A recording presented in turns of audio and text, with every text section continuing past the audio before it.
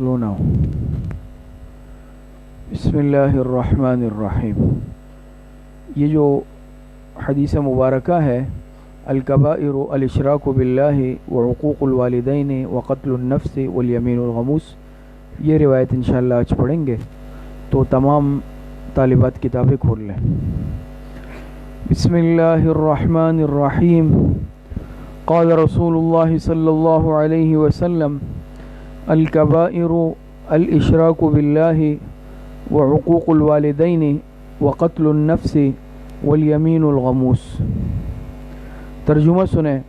जनाब रसूलुल्लाह सल्लल्लाहु अलैहि वसल्लम का इरशाद मुबारक है कि बड़े गुनाह, कबाइर कहते हैं बड़े गुनाहों को। बड़े गुनाह कौन कौन से हैं? 4 बातें आप अलैहिस्सलाम ने इरशाद फरमाई। अल-इशराकु बिल्लाह, उसमें से एक गुनाह क्या है? अल्लाह पाक के साथ किसी को शरीक ठहराना, अल्लाह पाक के साथ किसी को शरीक करार देना, इसको हम शिर्क कहते हैं। शिर्क सबसे बड़ा गुनाह है। नंबर 2 व हुकूकुल वालिदैन, आइन के साथ हुकूक। एक तो हुकूक होता है हा के साथ, ये हुकूक के माने आते हैं नाफरमानी। दूसरा आप अलैहिस्सलाम ने इरशाद फरमाया वो हुकूकुल वालिदैन, और वालिदैन की नाफरमानी करना। नंबर 3 व क़त्लुन नफ्स, नाहक किसी का कत्ल करना, नाहक किसी की जान लेना। नंबर 4 वल यमीनुल गमूस, और चौथी चीज़ है झूठी कसम खाना। झूठी कसम खाना, यमीन कहते हैं कसम को, गमूस माने झूठी। तो तर्जुमा आप समझ गई होंगी, मैं दोबारा कर लेता हूँ। अल-कबाइर, आप अलैहिस्सलाम ने इरशाद फरमाया अल-कबाइर बड़े गुनाह, कबीरा जो बड़े बड़े गुनाह हैं वो कौन से? अल-इशराकु बिल्लाह, अल्लाह पाक के साथ किसी को शरीक करार देना, व हुकूकुल वालिदैन, और वालिदैन की नाफरमानी करना, व क़त्लुन नफ्स, और नाहक किसी को कत्ल करना, वल यमीनुल गमूस, और झूठी कसम खाना। ये चार बातें आप अलैहिस्सलातु वस्सलाम ने इरशाद फरमाई है, और ये कबाइर में से है, बड़े गुनाहों में से है। अब एक बात इसमें समझ ले हदीस में मजमूई तौर पर कि क्या सिर्फ यही 4 कबाइर है और नहीं है? तो ऐसी बात नहीं है कि 4 का आदद, इससे ये लाजिम नहीं आता कि कबाइर सिर्फ 4 ही हो, 4 से ज़्यादा नहीं हो सकते, बल्कि और भी हो सकते हैं। आप अलैहिस्सलातु वस्सलाम ने 4 क्यों बयान फरमाए? हो सकता है मौजूदा वक्त की ज़रूरत की वजह से, उस वक्त के एतबार से आप अलैहिस्सलाम ने इन 4 बातों को ज़रूरी समझा हो, इसलिए सिर्फ ये 4 बयान फरमाई। वरना ये ज़रूरी नहीं है कि इनके अलावा और बड़े गुनाह नहीं हो सकते, और भी बहुत सारे कबीरा गुनाह और बड़े गुनाह हैं। तो ज़रूरत के एतबार से हो सकता है आप अलैहिस्सलाम ने उस वक्त ये 4 बातें इरशाद फरमाई हों। और ये भी मुमकिन है कि ये अकबरुल कबाइर में से हो, बहुत बड़े गुनाहों में से हो, फिर कबीरा में से भी बड़े गुनाह, ये भी मुमकिन है। और एक जवाब तीसरा आपके सामने वही पहले आ गया कि 4 के आदत से लाजिम नहीं आता कि और नहीं हो सकते। तो बहरहाल ये 4 बातें आप अलैहिस्सलाम ने इरशाद फरमाई, इंशाअल्लाह इस पर आज बात अर्ज़ करेंगे। जिसमें सबसे पहली चीज़ जो आप अलैहिस्सलाम ने बताई है, जिसको कबीरा गुनाह, कबाइर में से अल-इशराकु बिल्लाह, अल्लाह पाक के साथ किसी को शरीक करार देना। शिर्क सबसे बड़ा गुनाह है। शिर्क रूए ज़मीन पर सबसे बड़ा गुनाह है, और शिर्क अल्लाह पाक को सबसे ज़्यादा नापसंद है कि इंसान अल्लाह पाक के साथ किसी को ज़ात में या सिफ़ात में शरीक करार दे। न ज़ात में शरीक करार देना जायज़ है, न सिफ़ात में शरीक करार देना जायज़ है। कुरान करीम में अल्लाह पाक इरशाद फरमाते हैं इन्न शिर्क लज़ुल्मुन अज़ीम, बेशक शिर्क बहुत बड़ा गुनाह है। जुल्म अज़ीम करार दिया इसको कि बहुत बड़ा गुनाह है। इन्न शिर्क लज़ुल्मुन अज़ीम। और इसी तरह ये नाकाबिल मुआफ़ी जुर्म है अल्लाह पाक के यहाँ, कि कुरान करीम में अल्लाह पाक इरशाद फरमाते हैं इन्नल्लाह ला यग़फ़िरु अन युश्रक बिही व यग़फ़िरु मा दून ज़ालिका लिमन यशा, कि बेशक अल्लाह पाक शिर्क माफ़ नहीं फरमाएंगे। शिर्क के अलावा जो चाहे अल्लाह पाक माफ़ फरमा दे, लेकिन शिर्क बग़ैर तौबे के माफ़ नहीं होता। शिर्क अल्लाह पाक माफ़ नहीं फरमाते इस तरह। बाकी जो गुनाह अल्लाह पाक चाहे तो माफ़ फरमा दे। शिर्क बहुत बड़ा गुनाह और नाकाबिल, यानी गोया कि बहुत बड़ा जुर्म है। फिर चाहे शिर्क अल्लाह पाक की ज़ात में है या चाहे शिर्क अल्लाह पाक की सिफ़ात में है, दोनों हराम है। शिर्क फिर ज़ात भी हराम, कि इंसान अल्लाह पाक के साथ, अल्लाह पाक की ज़ात के साथ किसी को शरीक करार दे कि भाई फ़लाँ भी खुदाई में शरीक है। जैसे बाज़ فرق کا یا بعض ادیان والوں کا، مذاہب والوں کا یہ باطل عقیدہ ہے، تثلیث کا عقیدہ، جیسے نصارہ کا عقیدہ ہے کہ اللہ پاک تین میں سے ایک ہے، تین میں سے ایک ہے، ان اللہ ثالث ثلاثہ، اللہ پاک بھی خدا ہے، عیسیٰ علیہ السلام بھی خدا ہے، اور اسی طریقے سے جبرائیل علیہ السلام کو خدا قرار دیتے ہیں۔ تو یاد رکھیں اللہ پاک اپنی ذات میں بھی یکتا ہے، اللہ پاک اپنی صفات میں بھی یکتا ہے۔ قرآن کریم میں اللہ پاک نے نہیں فرمایا قل هو اللہ احد، کہہ دیں، آپ کہہ دو کہ اللہ پاک ایک ہے، اللہ الصمد، اللہ بے نیاز ہے، لم یلد ولم یولد، نہ اس نے کسی کو جنا ہے نہ اس کو کسی نے جنا ہے، ولم یکن لہ کفوا احد، کوئی اس کا ہمسر نہیں ہو سکتا، برابری نہیں کر سکتا۔ تو اللہ پاک کی ذات ہمیشہ سے ایک ہے اور ہمیشہ ایک رہے گی۔ اور اسی طریقے سے قرآن کریم میں اللہ پاک ارشاد فرماتے ہیں لو کان فیہما آلہۃ الا اللہ لفسدتا، اگر اس زمین اور آسمان میں، لو کان فیہما، اس زمین اور آسمان میں آلہۃ، اللہ پاک کے علاوہ بھی معبود ہوتے، معبودان باطلہ بھی ہوتے، تو لفسدتا، آسمان اور زمین میں فساد پھیل جاتا۔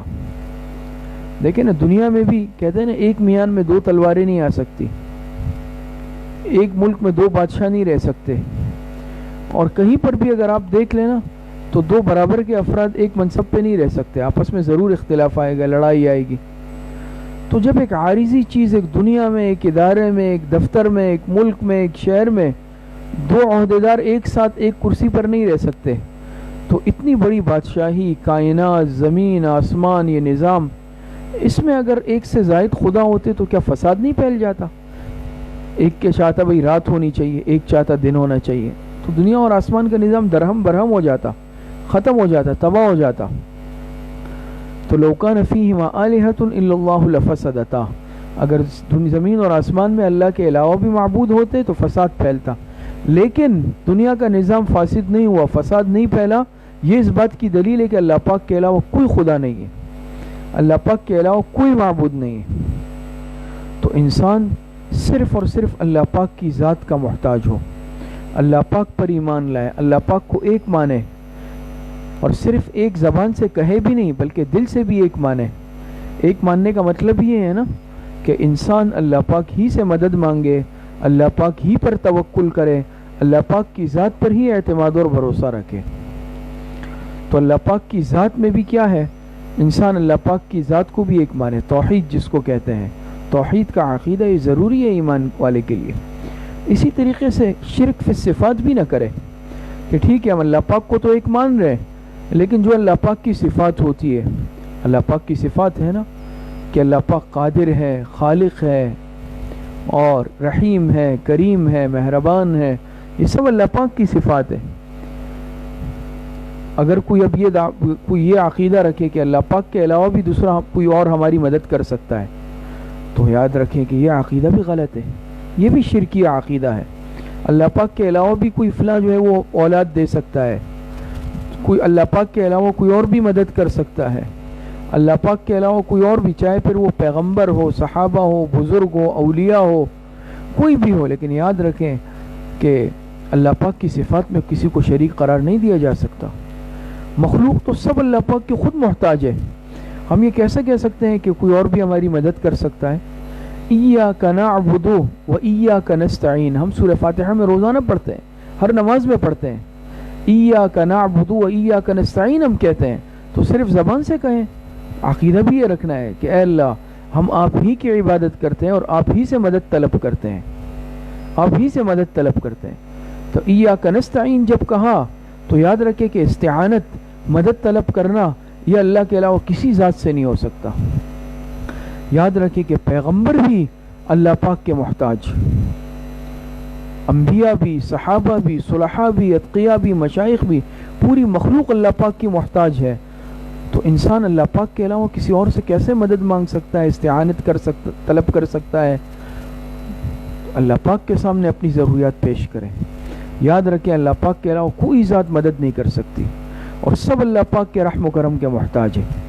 تو شرک بہرحال یہ بہت بڑا گناہ ہے، اور شرک ایسا گناہ ہے کہ جس کو اللہ پاک سخت ناپسند فرماتے ہیں۔ قرآن کریم میں اللہ پاک ارشاد فرماتے ہیں وَمَن يُشْرِكْ بِاللَّهِ فَقَدِ افْتَرَىٰ إِثْمًا عَظِيمًا وَمَن يُشْرِكْ بِاللَّهِ فَقَدْ ضَلَّ ضَلَالًا بَعِيدًا۔ تو بہرحال شرک بہت بڑا گناہ ہے، چاہے شرک فی الذات ہو چاہے شرک فی الصفات ہو۔ تو اللہ پاک کو صرف ایک زبان سے کہنا بھی نہیں ہے، بلکہ اللہ پاک کو ایک ماننا ہے اور اللہ پاک ہی سے مدد مانگنی ہے، اللہ پاک ہی سے ہر مشکل میں انسان دعا کرے۔ دوسری چیز فرمائے وہ حقوق الوالدین، والدین کی نافرمانی یہ بھی بہت بڑا گناہ ہے۔ والدین کی نافرمانی یاد رکھیں، والدین کی نافرمانی یہ بہت بڑا گناہ ہے، اور علماء نے لکھا یہ وہ گناہ ہے، بعض گناہ ایسے ہیں کہ جس کی سزا آخرت کے علاوہ دنیا میں بھی اللہ پاک دیتے ہیں، اور اس میں سے ایک گناہ والدین کی نافرمانی بھی ہے کہ اس کی سزا اللہ پاک بندے کو دنیا میں بھی دیتے ہیں، اور پھر انسان کے ساتھ مکافات عمل ہوتا ہے۔ یاد رکھے جو انسان اپنے والدین کا نافرمان ہوتا ہے، نافرمانی کرتا ہے، تو پھر اس کی اولاد، کل کو آنے والی اولاد اس کی نافرمانی کرتی ہے۔ قرآن کریم میں اللہ پاک ارشاد فرماتے ہیں وَبِالْوَالِدَيْنِ إِحْسَانًا، وَبِالْوَالِدَيْنِ إِحْسَانًا، اپنے والدین کے ساتھ حسن سلوک کرو۔ اسی طرح قرآن کریم میں اللہ پاک ارشاد فرماتے ہیں فَلَا تَقُلْ لَهُمَا أُفٍّ وَلَا تَنْهَرْهُمَا وَقُلْ لَهُمَا قَوْلًا كَرِيمًا۔ فَلَا تَقُلْ لَهُمَا أُفٍّ، ماں باپ کو اف بھی مت کہو۔ اف، علماء نے لکھا ہے کہ اف میں ہر وہ چیز شامل ہے، ہر وہ بات شامل ہے، ہر وہ عمل شامل ہے جو ان کو ناگوار ہو۔ اب آپ بتائیں، اف، ہم اردو میں بھی یہ لفظ استعمال کرتے ہیں کہ اف بھی نہیں کہنا، اللہ پاک نے قرآن میں اف کا لفظ لائے، کتنا فصیح اور بلیغ لفظ ہے۔ اف بھی نہ کہو تو پھر اور کیا رہ گیا؟ کوئی ایسی بات ہماری طرف سے نہ ہو جو ماں باپ کے مزاج کے خلاف ہو۔ والدین کا تو بہت بڑا حق ہے، پھر ماں کا سب سے زیادہ حق، پھر باپ کا۔ صحابی نے پوچھا نا کہ اللہ کے رسول سب سے زیادہ حق مجھ پر کس کا؟ فرمایا تمہاری ماں کا، پھر پوچھا فرمایا تمہاری ماں کا، پھر پوچھا فرمایا تمہاری ماں کا، اس کے بعد فرمایا تمہارے باپ کا۔ تو ماں باپ کا بہت بڑا حق، پھر اس میں والدہ کا بہت بڑا، سب سے زیادہ حق، تو والدین کا بہت بڑا حق ہے۔ اسی لیے دعا مانگی گئی ہے نا کہ رب ارحمہما کما ربیانی صغیرا، اے اللہ ان پر رحم فرما جیسے انہوں نے میری تربیت کی بچپن میں۔ تو بہرحال والدین کی نافرمانی سے انسان اپنے آپ کو بچائے، اور یاد رکھیں کہ یہ ایسا عمل ہے کہ جس کی وجہ سے انسان خیر سے محروم ہو جاتا ہے۔ اور ایک روایت میں آتا ہے آپ علیہ الصلوۃ والسلام ایک مرتبہ ممبر پر تشریف لائے، سیڑھی پر قدم رکھا، پہلی پر آمین کہا، پھر سیڑھی پر قدم رکھا، آمین کہا، پھر تیسری سیڑھی پر قدم رکھا تو آمین کہا۔ دعا کرنے والا یا دعا کرنے والا نظر نہیں آ رہا، اور آپ علیہ السلام آمین کہہ رہے۔ صحابہ نے پوچھا اللہ کے رسول یہ کیا معاملہ ہے؟ آپ علیہ الصلوۃ والسلام نے فرمایا کہ میں نے جب ممبر پر قدم رکھا جبرائیل علیہ السلام آئے، جبرائیل علیہ الصلوۃ والسلام آئے اور فرمایا 3 بددعائیں دی، میں نے تینوں پر آمین کہا، جس میں ایک یہ تھی کہ جس کے سامنے آپ علیہ السلام کا نام لیا جائے آپ کو اور وہ درود نہ پڑے وہ تباہ ہو جائے، میں نے آمین کہا۔ اور اسی طریقے سے جس پر رمضان کا مہینہ گزر جائے اور وہ اللہ پاک سے اپنی مغفرت نہ کرائے وہ تباہ ہو جائے، میں نے آمین کہا۔ اور ایک بددعا یہ تھی کہ جو ماں باپ دونوں یا دونوں میں سے ایک کو پائے اور ان کی خدمت کر کے جنت نہ کمائے تو وہ تباہ ہو جائے، میں نے آمین کہا۔ تو اس میں سے ایک بددعا یہ بھی تھی کہ ماں باپ دونوں موجود ہو یا ایک موجود ہو اور یہ اس کی خدمت نہ کرے اور خدمت کر کے ان کو راضی نہ کرے، جنت نہ کمائے، ایسا شخص ہلاک ہو جائے۔ تو آپ علیہ السلام نے بددعا مانگنے والے جبرائیل علیہ السلام بددعا، آمین کہنے والے پیغمبر آخر الزمان جناب نبی کریم صلی اللہ علیہ وسلم، اس بددعا کی قبولیت میں کیا شک ہو سکتا ہے؟ تو عرض کرنے کا مقصد یہ ہے کہ ماں باپ کا بہت بڑا حق ہے۔ آج دیکھیں کہ آج ہم کس طرح نافرمانی کی طرف جا رہے ہیں، ماں باپ کی نافرمانی کرنا، ان کے سامنے کھڑے ہو جانا، ان سے مقابلے کے لیے کھڑے ہونا، ان کو جواب دینا، یہ بڑی بدبختی کی علامت ہوتی ہے۔ بلکہ روایتوں میں آتا ہے نا کہ بعض صحابہ نے پوچھا کہ ان کے والدین یا ایک مسلمان بھی نہیں تھے، مشرک تھے، آپ علیہ الصلوۃ والسلام سے کیا وہ بھی میرے حسن سلوک کے مستحق ہیں؟ آپ نے فرمایا جی ہاں وہ بھی تمہارے حسن سلوک کے مستحق ہیں۔ یعنی اگر ماں باپ میں سے دونوں یا کوئی ایک مسلمان بھی نہ ہو، مشرک ہو، تب بھی آپ نے فرمایا وہ تمہارے حسن سلوک کے مستحق ہے۔ پھر بھی ان کے ساتھ اچھا سلوک کرنا ہے، پھر بھی ان کے ساتھ احسان کرنا ہے. وبالوالدین احسانا.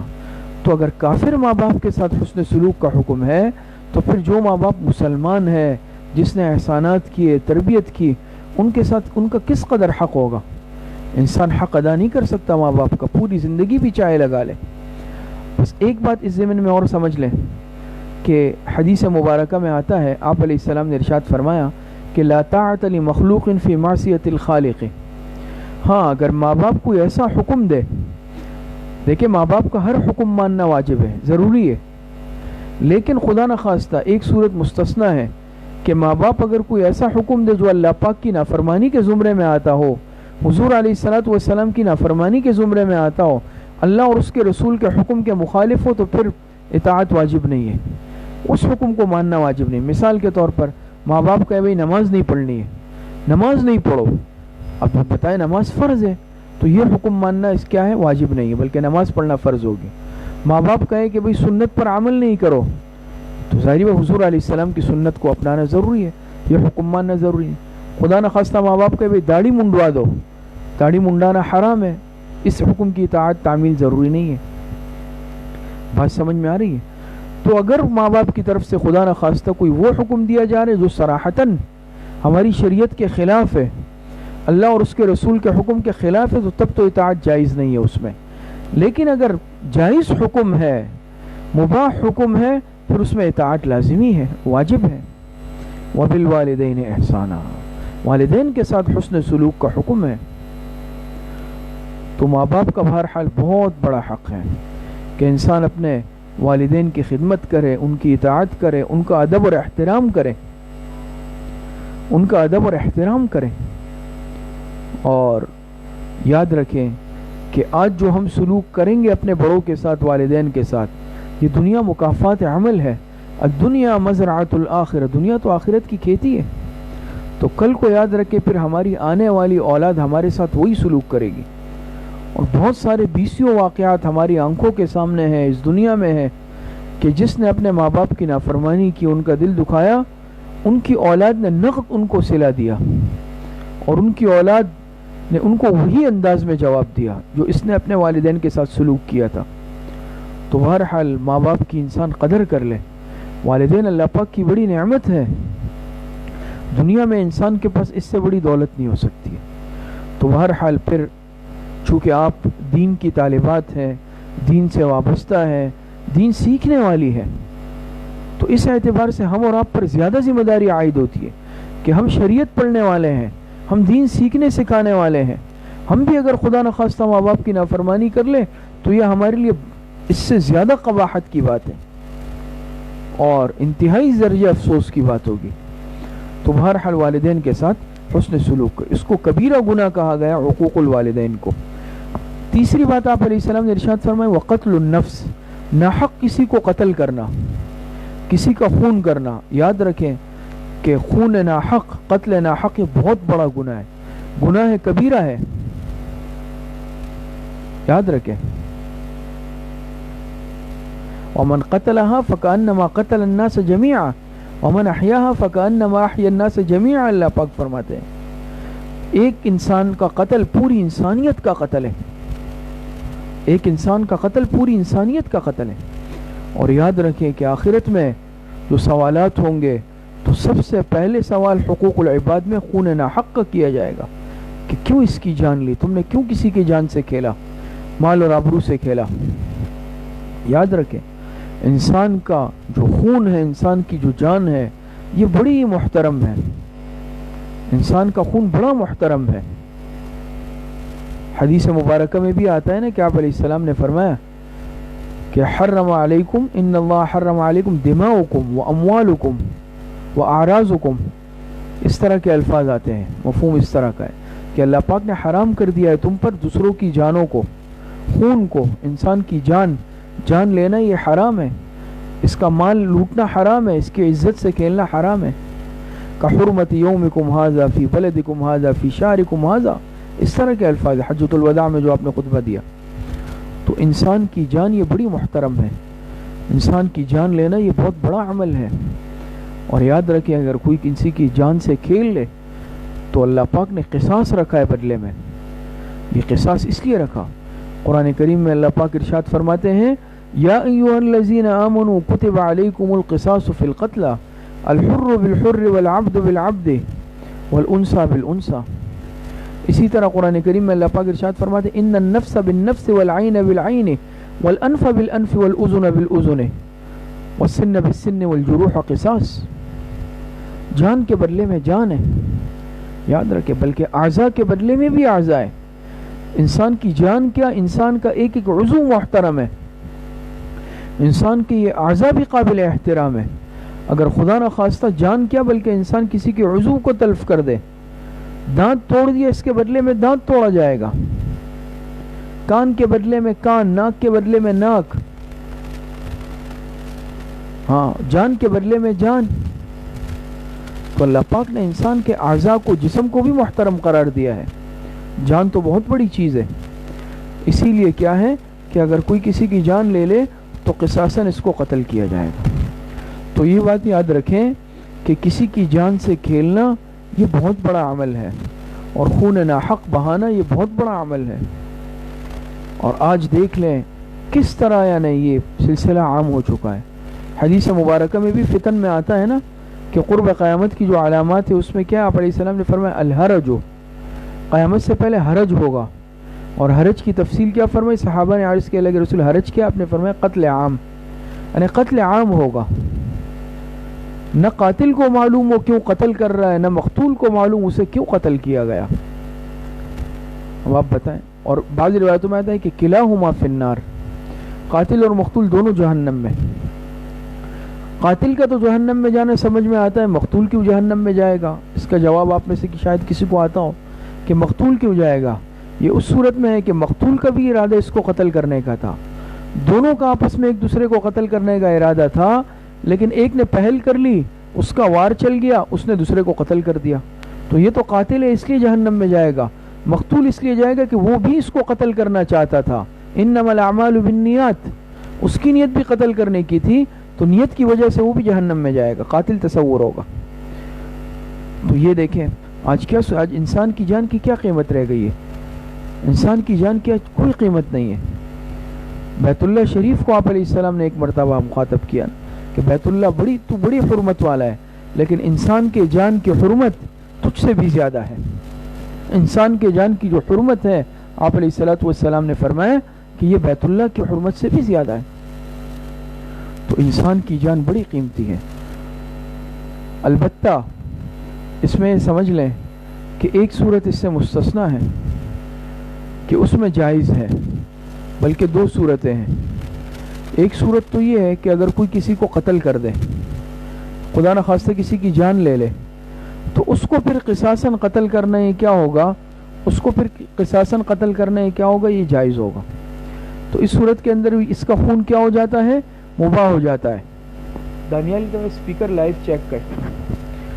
تو ویسے تو جائز نہیں ہے، لیکن اگر کوئی کسی کا خون بہا لے، قتل کر لے، تو اس صورت کے اندر چونکہ مباح الدم ہو جاتا ہے. مباح الدم آپ سمجھ لیں، اس نے اپنے خون کو مباح کر لیا قتل کر کے، قاتل بن کر اس نے اپنے خون کو حلال کر لیا، لہذا قصاصاً اس کو قتل کیا جا سکتا ہے، اس کا قتل جائز ہے. دوسری صورت خدا نخواستہ اگر کوئی شادی شدہ محسن ہونے کے باوجود زنا کا عمل کر لے، کسی سے زنا کر لے، بدکاری کر لے، تو یاد رکھیں کہ اس صورت کے اندر اس کو رجم کیا جائے گا. شریعت نے زانی کی سزا کہ جو شادی شدہ محسن ہو اس کے باوجود یہ گناہ کا کام کر لے تو اس کو رجم کیا جائے گا، سنسار کیا جائے گا، پتھر مار مار کر قتل کر دیا جائے گا. تو اس نے بھی اپنے آپ کو مباح الدم کر لیا. اسی طریقے سے ایک صورت یہ اگر خدا نخواستہ کوئی مرتد ہو جائے، مسلمان ہونے کے بعد پھر سے ایمان چھوڑ دے، کفر اختیار کر لے، اور اس پر اسلام پیش کیا جائے گا، لیکن اگر اس کے باوجود بھی یہ قبول نہ کرے تو ارتداد کی وجہ سے اس کو بھی قتل کیا جائے گا. تو یہ وہ صورتیں انسان اپنے آپ کو مباح الدم کر لیتا ہے. اس کے علاوہ کسی انسان کی جان لینا یہ جائز نہیں ہے، چاہے مسلمان ہے چاہے مسلمان نہیں ہے. ایک تو یہ میدان جنگ میں آ رہا ہے، حربی ہے، حربی کافر ہے، میدان جنگ میں لڑائی ہے وہ بھی الگ بات ہے، لیکن اگر میدان جنگ میں نہیں ہے، حربی نہیں ہے، مستأمن ہے، عام کافر ہے، اس کا بھی خون بہانا جائز نہیں. مسلمان کیا انسان کو بھی قتل کرنا غیر مسلم کو بھی جائز نہیں ہے، یہاں تک کہ کیا بلکہ جانور کو بھی مارنا جائز نہیں، کیڑے مکوڑوں کو بھی مارنا جائز نہیں. ہمارا تو اتنا امن والا دین ہے، انصاف والا دین ہے، یہاں تک کہ پودے ان کو بھی توڑنا جائز نہیں ہے بلا وجہ. تو وہ دین کہ جو پودوں کے حقوق کا خیال رکھتا ہے، کیڑے مکوڑوں کے حقوق کا خیال رکھتا ہے، جانوروں کا پرندوں کے حقوق کا خیال رکھتا ہے، تو اس میں انسانیت کے حقوق کا کتنا خیال ہوگا، پاسداری ہوگی. آپ تصور کریں آج پروپیگنڈا کیا جاتا ہے اسلام کے خلاف. اور چوتھی بات آپ علیہ السلام نے ارشاد فرمایا والیمین الغموس، جھوٹی قسم کھانا. یمین کہتے ہیں قسم کو، غموس معنی جھوٹی، غمس کہتے ہیں، غمس کے معنی آتے ہیں عربی میں ڈبکی لگانا، ڈبکی لگا لینا.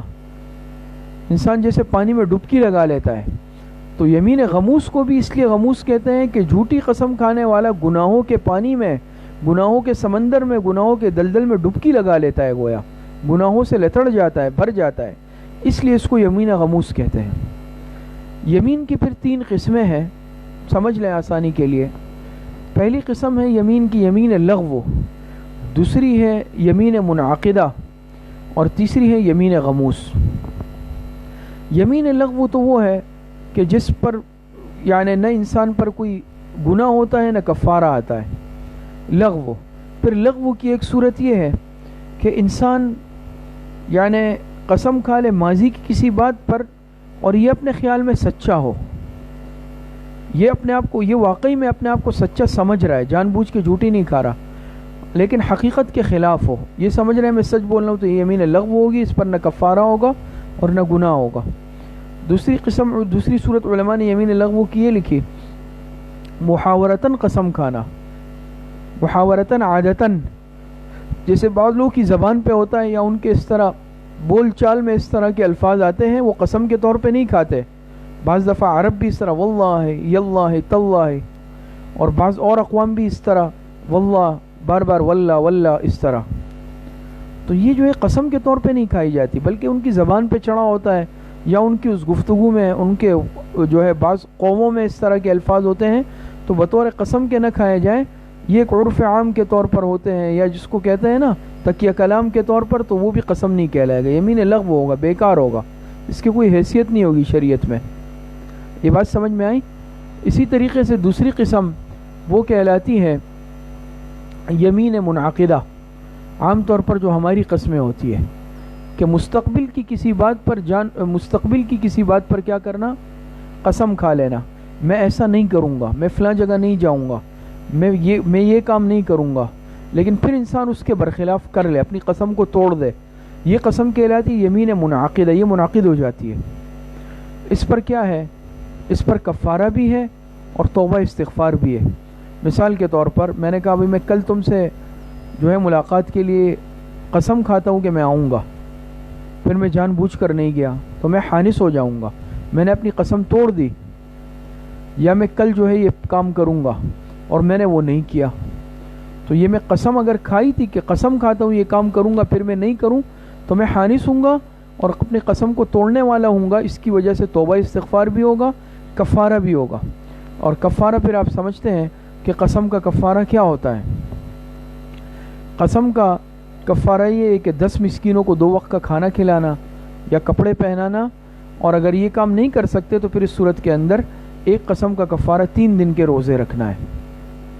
اور تیسری قسم جو اصل اس وقت ہمارا موضوع بحث ہے، یمین غموس. یمین غموس کو کہتے ہیں ماضی کی کسی بات پر، ماضی گزرے ہوئے زمانے کی کسی بات پر جان بوجھ کر جھوٹی قسم کھانا. اب کل کوئی شخص مثال کے طور پہ میرے سے ملاقات کے لیے آیا تھا، مجھے معلوم ہے، میں نے کہا قسم کھاتا وہ نہیں آیا، جان بوجھ کر، مجھے پتہ ہے آیا تھا، یا مجھے پتہ ہے یہ کام ہوا کل، میں قسم کھاتا ہوں کہ نہیں ہوا، اور مجھے پتہ بھی ہے کہ ہوا. تو جان بوجھ کر جھوٹی قسم کھانا یہ بہت بری بات ہے اور بہت بڑی بات ہے. اس پر کیا ہے، اس پر صرف توبہ استغفار ہے، اس پر کفارہ نہیں. وجہ بھی اس کی ہے، کفارے کا نہ ہونا آپ یہ نہ سمجھے کہ اس کے چھوٹا معمولی ہونے کی وجہ سے، بلکہ کفارے کا نہ ہونا اس کے بڑے ہونے کی وجہ سے. یہ اتنا بڑا گناہ ہے کہ اس کے لیے کوئی کفارہ ہی نہیں ہے سوائے توبہ استغفار کے. یہ صرف توبے سے ہی اللہ پاک معاف کرتے ہیں، اور وہ بھی سچے دل سے توبہ. تو جھوٹی قسم کھانا اس کو بہت بڑا گناہ کہا گیا ہے. یاد رکھیں کہ روایت میں آتا ہے نا کہ آپ علیہ الصلوۃ والسلام نے مختلف گناہ بتائے. کہ فلاں کام گناہ میں سے فلاں. اور پھر جب یہ آپ علیہ السلام تکیہ لگائے ہوئے تھے، یمین غموس جب آپ علیہ السلام نے فرمایا تو آپ نے تکیہ چھوڑ دیا. سمجھ میں؟ جھوٹی قسم کھانا، الا وقول الزور و شہادت الزور، قول الزور و شہادت الزور، الا وقول الزور و شہادت الزور. جھوٹی قسم کھانا، جھوٹی گواہی دینا، جھوٹی قسم کھانا، جھوٹی گواہی دینا. 3 مرتبہ فرمایا اور آپ بیٹھ گئے، تکیہ چھوڑ دیا. اندازہ ہوتا ہے جھوٹی قسم کھانا بہت بری بات ہے، بہت بڑی بات ہے، معمولی نہیں ہے. آج ہم بات بات پر قسمیں کھاتے ہیں، جھوٹی قسمیں بھی کھا لیتے ہیں اور کوئی پرواہ ہمیں نہیں ہوتی. تو یاد رکھے قسم کھانا ویسے بھی بہت بری بات ہے. اور پھر خدا نخواستہ ایک انسان جھوٹی قسم کھا رہا ہے، کیونکہ یہ اللہ پاک کے نام کی بے حرمتی ہے. قسم یاد رکھیں، یہ مسئلہ بھی سمجھ لیں کہ قسم صرف اللہ پاک کے نام کی کھائی جا سکتی ہے. غیر اللہ کی قسم منعقد بھی نہیں ہوتی، جائز بھی نہیں ہے، گناہ ہے. اللہ پاک کے غیر کی قسم کھانا، اللہ کے علاوہ کسی کی قسم نہیں کھائی جا سکتی، جائز نہیں ہے. قرآن پر ہاتھ رکھا جا سکتا ہے، قرآن کی قسم کھائی جا سکتی ہے، مخلوق میں کسی کی قسم کھانی جائز نہیں ہے. لیکن اللہ پاک کے نام کی قسم کھائیں گے منعقد بھی ہوگی اور بہرحال بلا وجہ جائز نہیں ہے. پھر جھوٹی قسم اگر کھائے، چونکہ اللہ پاک کے نام کی کھا رہا ہے اور جھوٹ بول رہا ہے، اللہ کے واسطہ دے رہا ہے بیچ میں اور جھوٹ بول رہا ہے، یہ اللہ پاک کے نام کی بے حرمتی ہے، اہانت ہے. اس لیے بہت بڑا جرم ہے کہ ایک انسان جھوٹ بھی بول رہا ہے اور پھر صرف جھوٹ نہیں، جھوٹی قسم کھا کر جھوٹ بول رہا ہے، اللہ کے نام کی قسم کھا کر جھوٹ بول رہا ہے. ایسے آدمی بہت بڑے گناہ کا مرتکب ہو رہا ہے، اور یاد رکھے اس کے لیے سزا بھی بہت بڑی ہے. اور ایسا آدمی دنیاوی اعتبار سے بھی اس لیے نقصان میں رہتا ہے، اللہ پاک کی نظروں میں بھی معتوب ہو جاتا ہے، لیکن اس کے ساتھ ساتھ مخلوق کی نظر میں بھی جھوٹے آدمی کی وقت نہیں رہتی. اس کا اعتبار، اس کا بھروسہ ختم ہو جاتا ہے، لوگوں پر سے اعتماد اٹھ جاتا ہے، اس کا اعتماد لوگوں پر اٹھ جاتا ہے. لوگ اس پر بھروسہ اعتماد نہیں کرتے، تو جھوٹا آدمی ہے، یہ جھوٹی قسمیں کھاتا ہے. اور پھر خدا نخواستہ جھوٹی قسم کے ساتھ انسان جھوٹی گواہی بھی اگر دے دے عدالت میں، وہ بہت ہی بڑا گناہ ہے، بہت بڑا گناہ ہے. تو بہرحال یہ 4 باتیں آپ علیہ السلام نے ارشاد فرمائیں. الاشراک باللہ، اللہ کے ساتھ کسی کو شریک قرار دینا جائز نہیں. وعقوق الوالدین، والدین کی نافرمانی کرنا بھی بہت بڑا گناہ. وقتل النفس، ناحق کسی کا خون بہانا، قتل کرنا بہت بڑا گناہ. اور چوتھا یمین غموس، جھوٹی قسم کھانا، یہ بھی بہت بڑا گناہ ہے. اللہ پاک ہمیں ان باتوں سے بچائے، اللہ پاک ہمیں ہر قسم کے گناہوں سے محفوظ فرمائے اور صحیح عمل کی توفیق عطا فرمائے. وآخر دعوانا ان الحمد للہ رب العالمین.